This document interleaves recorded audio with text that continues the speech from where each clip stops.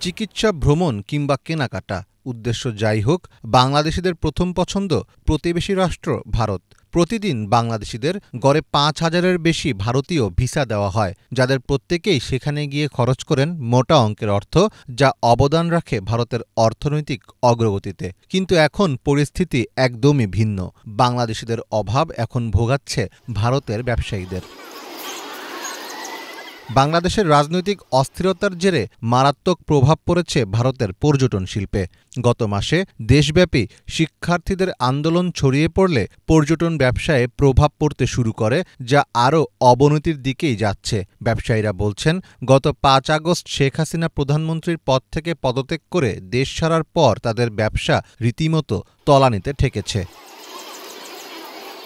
যতই দিন যাচ্ছে পরিস্থিতি আরও ভয়াবহ পর্যায়ে যাচ্ছে। স্থানীয় অপারেটরদের তথ্য অনুযায়ী বাংলাদেশ থেকে ভারত ভ্রমণকারী পর্যটকের সংখ্যা ৯০%-এরও বেশি কমে গেছে। ভারতীয় সংবাদ মাধ্যম দ্য ইকোনমিক টাইমসের এক প্রতিবেদনে বলা হয়, ভারতে যাওয়া পর্যটকদের প্রায় ১/৪ বাংলাদেশি। প্রতিবেদনে আরও বলা হয়েছে, এই পর্যটকরা মূলত মেডিকেল ট্যুরিজম এবং দুর্গাপূজা ও বিয়ের মৌসুমে কেনাকাটার জন্য যান। বাংলাদেশি ভ্রমণকারীদের প্রায় ৪০-৪৫%-এরই প্রধান গন্তব্য হল ভারত।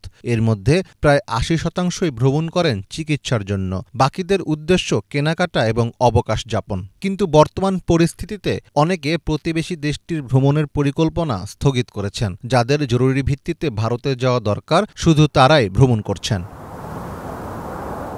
জানা যায়, বাংলাদেশ ও ভারতের মধ্যকার ফ্লাইটগুলো পুনরায় চালু হয়েছে ঠিকই, কিন্তু এসব ট্রিপগুলোতে যাত্রীর চাপ ৫০%-এরও বেশি কমে গেছে। বিভিন্ন ট্যুর অপারেটর কোম্পানিগুলো বলছে, গত মাস থেকে খুবই অল্প সংখ্যক মানুষ ভারতের উদ্দেশ্যে যাত্রা করেছেন। ফলে এখন ঋণ নিয়েই ব্যবসায়িক কার্যক্রম চালু রাখতে হচ্ছে তাদের।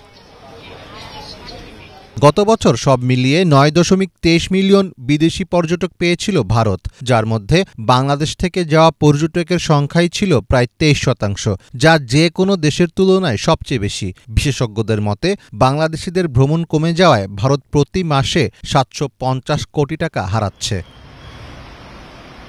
চলমান অস্থিরতায় পর্যটনের পাশাপাশি সবচেয়ে বেশি ক্ষতিতে পড়েছে ভারতের চিকিৎসা খাত।